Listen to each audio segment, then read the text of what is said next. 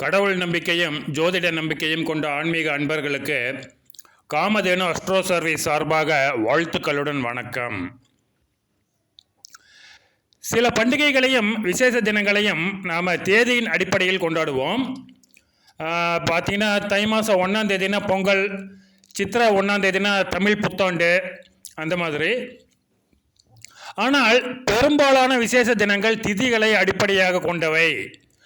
விநாயக சதுர்த்தி, நாக பஞ்சமி, கருட பஞ்சமி, கந்தசஷ்டி, ரத சப்தமி, கோகுலாஷ்டமி, அதாவது கிருஷ்ண ஜெயந்தி இருக்கு இல்லைங்களா, அதுதாங்க.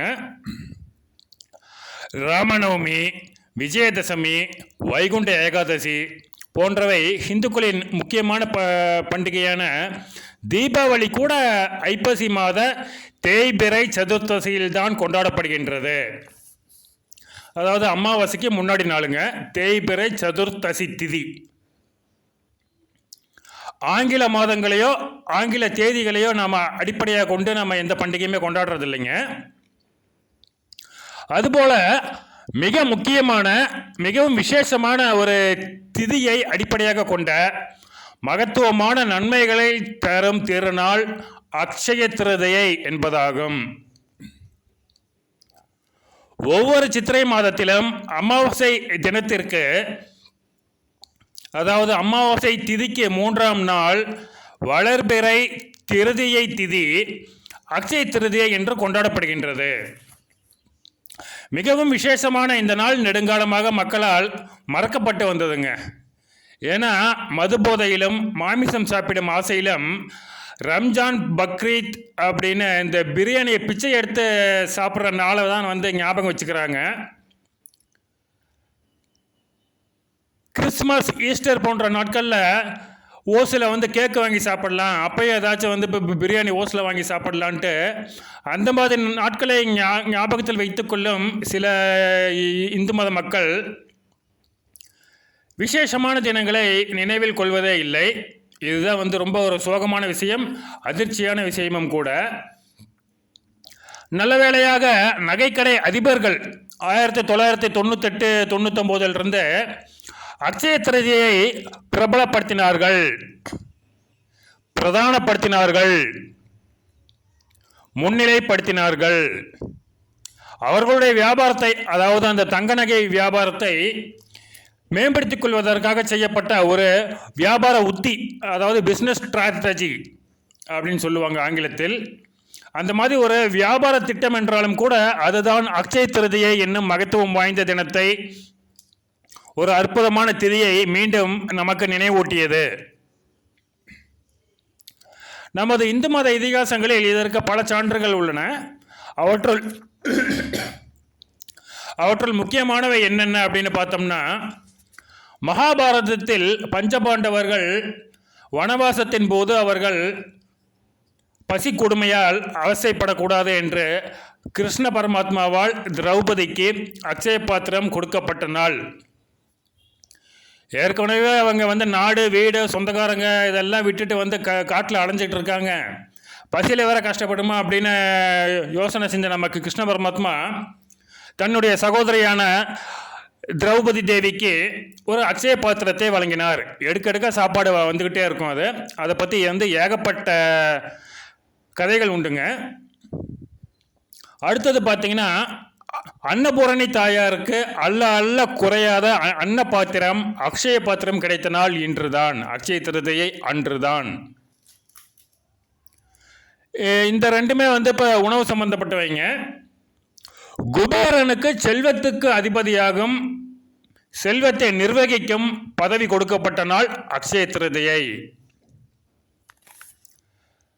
ஒரு முக்கியமான இன்னொரு நிகழ்வு பார்த்தீங்கன்னா, தன் நண்பனான குசேலனுக்கு கிருஷ்ண பரமாத்மா பொன்னும் பொருளும் பொக்கிஷமும் வழங்கிய நாளும் இதே அக்ஷய திருதியை நாள்தான். அதனால தானே என்னவோ அக்ஷய திருதியை என்று தங்கம் வாங்குவது முக்கியமான விஷயமாக எண்ணப்படுகின்றது. தங்கம் மட்டுமல்லைங்க, வைரம் போன்ற விலை உயர்ந்த ஆபரணங்களும் வாங்கலாம். இதெல்லாம் எங்கெங்க வாங்க முடியுது? அங்கே கடைக்கு வெளியே நின்று வேடிக்கை தான் பார்க்க முடியுதுங்க. அப்படின்னு நீங்கள் வந்து சலிப்பாக சொல்கிறீங்களா? வெள்ளி நகைகள், வெள்ளியால் செய்யப்பட்ட குத்து விளக்கு போன்றவற்றை வாங்கலாம். அதுக்கும் வசதி இல்லைங்களா? விடுங்க. மங்கள பொருட்களான மஞ்சள், சந்தனம் போன்றவற்றை வாங்கலாம். பச்சரிசி, சர்க்கரை, உப்பு போன்றவற்றை வாங்குவது கூட வாழ்க்கையை வளமாக்க வழிவகுக்கும். இந்த வருஷம் பார்த்தீங்கன்னா 2026 அக்ஷய திருதியை என்னைக்கு வருதுன்னு பார்க்கலாங்க. சூரிய பகவான் உச்சமடையும் சித்திரை மாதத்தில் சூரிய பகவானின் நட்சத்திரமான கிருத்திகையில் சூரிய பகவானின் கிழமையான ஞாயிற்றுக்கிழமையில் ஏப்ரல் 19 அக்ஷய திருதியை திதி அமைகின்றது. அது மட்டுமல்ல, இந்த எண்கணிதம் படி பார்த்தீங்கன்னா 1-9 என்பது 1 + 9 10, அதாவது 1 சூரியனுடைய எண் தான். ஏன்னா நவகிரகத்திலேயே முதன்மையான ஒரு கிரகம், முதல் கிரகம் அப்படிங்கிறதுனால சூரிய பகவானுக்கு வந்து 1 என்னும் எண் கொடுக்கப்பட்டுள்ளது.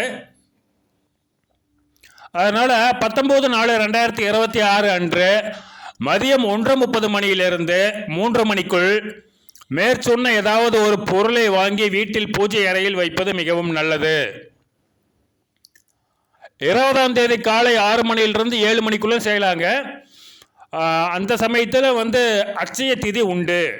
அக்ஷய திருதியை திதி அன்னைக்கு ஒரு காலையில் ஒரு 7:30 மணி முடிவே உண்டுங்க. இந்த 2 நேர கணக்கிலுமே மிகவும் நன்மை செய்யக்கூடியது. ஏன்னா இதெல்லாம் வந்து செக் பண்ணிட்டு தான் இந்த டைமிங் போட்டிருக்கேன் நான். இந்த ஆண்டு அக்ஷய திருதியை அன்று இன்னொரு ஆச்சரியமும் உண்டுங்க. என்னன்னா, சந்திரனும் உச்சம். 19, 20 2 நாளுமே ரிஷபராசியில் உச்ச பலத்துடன் சஞ்சாரம் செய்கிறார் சந்திரன். 19 அன்னைக்கு கிருத்திகை, 20 அன்னைக்கு ரோகிணி. 2 நாளுமே ரிஷபராசியில் உச்சபலத்துடன் சஞ்சாரம் செய்கின்றார் சந்திரன், வளர்பிறை சந்திரன். அதனால் சூரிய பகவானை வழிபடுவது மட்டுமல்லாமல் சூரிய வம்சத்தின் வழிவந்த ஸ்ரீ ராமபிரானையும் சந்திர வம்சத்தின் வழிவந்த கிருஷ்ண பரமாத்மாவையும் வழிபடுவது மிகவும் நல்லது. கிருத்திகை நட்சத்திரம் வந்து சூரிய பகவானின் ஆளுகைக்கு உட்பட்டது என்றாலுமே கிருத்திகை என்றாலே நம் நினைவுக்கு வருவது முருகப்பெருமான் தான். திருச்செந்தூர், திருப்பட்டூர் பிரம்மா, திட்டை குரு பகவான் வழிபாடும் எதிர்காலத்துக்கு ஏற்றம் கொடுக்கும் வகையில் அமையும். விஷ்ணு பகவானை வந்து இந்த நாளில் நீங்கள் கண்டிப்பாக நீங்கள் வழிபட்டு ஆகணுங்க. அதுவும் முக்கியமாக மகாலட்சுமி தாயாருடன் விஷ்ணு பகவான் காட்சியளிக்கும் கோவில்களுக்கு சென்று நீங்கள் வழிபடுவது உங்களுக்கு எல்லா விதமான செல்வ வளத்தையும் பெற்றுக் கொடுக்கும்.